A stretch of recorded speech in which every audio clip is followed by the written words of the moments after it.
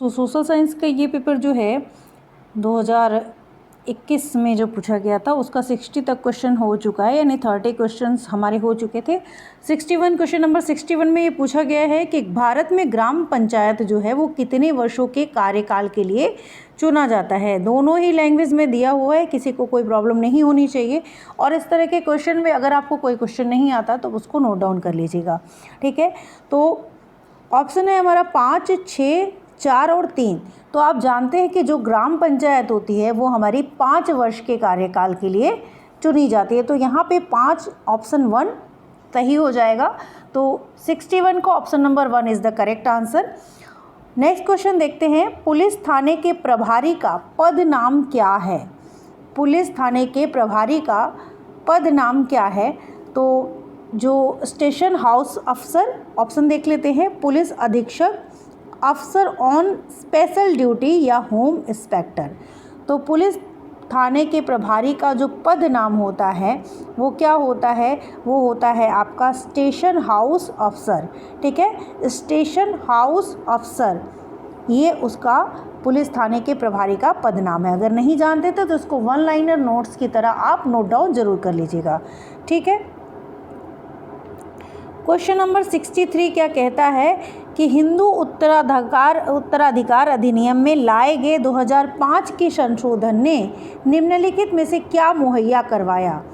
अल्पसंख्यक समुदायों का धार्मिक विद्यालय खोलने का अधिकार, महिलाओं का पारिवारिक संपत्ति में बराबर हिस्सेदारी का अधिकार, या हिंदू समुदाय का विवाह संबंधी विशिष्ट कानून का अधिकार, पुरुषों का तलाक के बाद मुआवजा देने की जिम्मेदारी से सुरक्षा का अधिकार।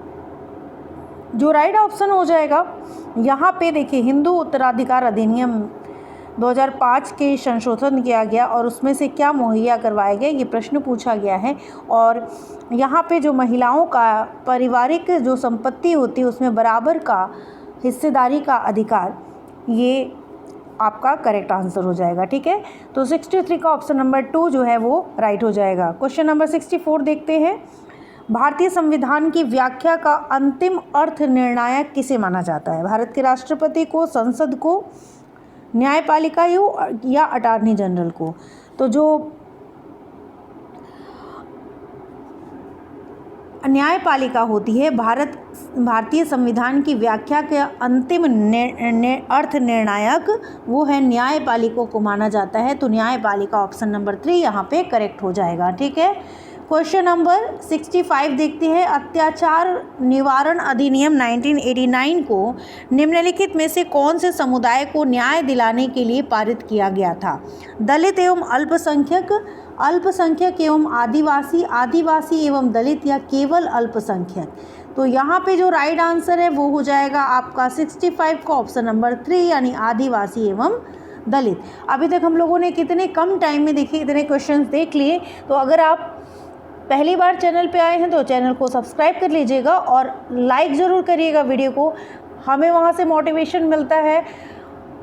और आप लोगों के लिए जितना अच्छे से अच्छे कंटेंट हो सकेंगे हम ज़रूर तैयार करेंगे, ताकि आपका एक बार में पेपर तो क्वालिफाई होगा ही, लेकिन उससे आपके बहुत अच्छे मार्क्स आएँ, इसकी तैयारी में हम लगे हुए हैं। पेपर तो क्वालिफाई होगा, कंफर्म है, ठीक है। ऐसी राजनीतिक व्यवस्था जिसमें एक से ज़्यादा स्तर की सरकार हो उसे कहा जा सकता है। क्या कहा जा सकता है भाई? तो यहाँ पे धर्मनिरपेक्ष, उदारवादी, गणतंत्रात्मक या संघवाद। तो संघवाद इज़ द राइट आंसर। और ऐसी राजनीतिक व्यवस्था जिसमें एक से ज़्यादा स्तर की सरकार हो उसे संघवाद कहा जा सकता है, ठीक है। तो क्वेश्चन नंबर 66 का option number 4 is the correct answer. और क्वेश्चन नंबर 67 देखते हैं, 67 क्या कहता है, निम्नलिखित में से कौन सी नीति सामाजिक न्याय को प्रोत्साहित करती है। अभी हम लोगों के पास टाइम अगर आप देखें तो 1 महीने का बचा हुआ है, और आप लोगों के अगर अभी तक आप लोगों ने तैयारी स्टार्ट नहीं की थी तो अब कर लीजिए, क्योंकि अब वो समय है जो जिसको हम बोलते हैं ना कि एकदम पानी सर पे आ गया। अब इस समय आप लोग एकदम बैठ जाइए। पेपर 2 है अगर आपका, तो आप बिल्कुल भी टाइम वेस्ट मत करिए, बैठ जाइए, अपनी तैयारी, सिलेबस सब कुछ लेके बैठ जाइए। प्रीवियस ईयर के क्वेश्चंस को एकदम देख डालिए, जो प्रीवियस के क्वेश्चन करने में आपको नहीं आते हैं उनको नोट्स बना लीजिए, ताकि एग्ज़ाम में जाने से पहले आप 2-3 बार उन क्वेश्चंस को रिवीजन कर लें और वो क्वेश्चन भी आपके अगर आते हैं तो आपके वो ना छूटे। ठीक है, तो यहाँ पे क्वेश्चन नंबर 67 कहता है कि निम्नलिखित में से कौन सी नीति सामाजिक न्याय को प्रोत्साहित करती है? सरकारी नौकरियों में सूचीगत दलित जाति के उम्मीदवार को आरक्षण देना, न्यूनतम मेहनताना कानून पारित करना। केवल ए, केवल बी, ए और बी दोनों या ए बी दोनों ही नहीं। तो 67 में ऑप्शन नंबर 3 जो है वो करेक्ट हो जाएगा, ए और बी दोनों। क्वेश्चन नंबर 68 क्या कहता है? नई दिल्ली की वास्तुशैली की चर्चा में एक शिक्षक को केंद्रित करना चाहिए। क्या केंद्रित करना चाहिए? कि कैसे पर्यटक इमारतों को देखते हैं, इमारतों को दूर से कैसे देखा जाना चाहिए, उनकी शैली पुरानी दिल्ली की शैली से कैसे श्रेष्ठ है, कैसे ब्रिटिश महत्ता और उसमें का भाव पैदा करता है। तो यहाँ पे जो राइट आंसर हो जाएगा वो हो जाएगा आपका ऑप्शन नंबर 4, कैसे यह ब्रिटिश महत्ता और विस्मय का भाव पैदा करता है। ये ऑप्शन आपका राइट हो जाएगा। ठीक है, तो नई दिल्ली के वास्तुशैली की चर्चा में एक शिक्षक को केंद्रित करना चाहिए कि कैसे यह ब्रिटिश महत्ता और विस्मय का भाव पैदा करता है। क्वेश्चन नंबर 69 क्या कहता है? तो क्वेश्चन नंबर 69 कहता है इतिहास शिक्षण का उद्देश्य केंद्रित होना चाहिए। किस बात पे फोकस्ड, ऑब्जेक्टिव क्या होना चाहिए? भूतकाल में क्या घटित हुआ था यह बताना, भूतकाल में यह कैसे घटित हुआ था यह याद रखना, उन मुद्दों की पहचान करना जो वर्तमान में भी प्रासंगिक है, या अधिगमकर्ताओं में क्रियात्मक क्षमता विकसित करना। तो देखिए ऑप्शन नंबर 3 किसी भी बात को पढ़ने का होता है कि हमें वर्तमान में वो चीज़ महत्वपूर्ण है कि नहीं, उससे अगर उस पिछली पुरानी इतिहास की कुछ बातों का, कुछ मुद्दों का हमारे जीवन में अभी भी असर पड़ सकता है, अच्छा हो, तो उन बातों को हमें पढ़ना चाहिए। तो उन मुद्दों की पहचान करना जो वर्तमान में प्रासंगिक हैं, ये ऑप्शन हमारा करेक्ट हो जाएगा। ठीक है, क्वेश्चन नंबर 70 देखते हैं। और आप लोगों से फिर से एक बार रिक्वेस्ट है कि वीडियो को लाइक ज़रूर करिएगा, चैनल को सब्सक्राइब करिएगा ताकि आपको नोटिफिकेशन मिलता रहे। और बहुत सारी चीज़ें हैं जो इस मंथ में हम आप लोगों के लिए लेके आ रहे हैं, तो चैनल पे बने रहिएगा। समसामयिक मुद्दों को सामाजिक विज्ञान की कक्षा में लाने के क्या उद्देश्य होने चाहिए? देश से जुड़े मुद्दों के प्रति रुचि को बढ़ावा देना, विश्लेषण और आलोचनात्मक मूल्यांकन करने का कौशल विकसित करना, सनसनीखेज खबर मुहैया कराकर विषय के प्रति रुचि पैदा करना, विद्यालय परिसर के अधिगम और विद्यालय के बाहर की दुनिया को जोड़ने में अधिगमकर्ता की मदद करना।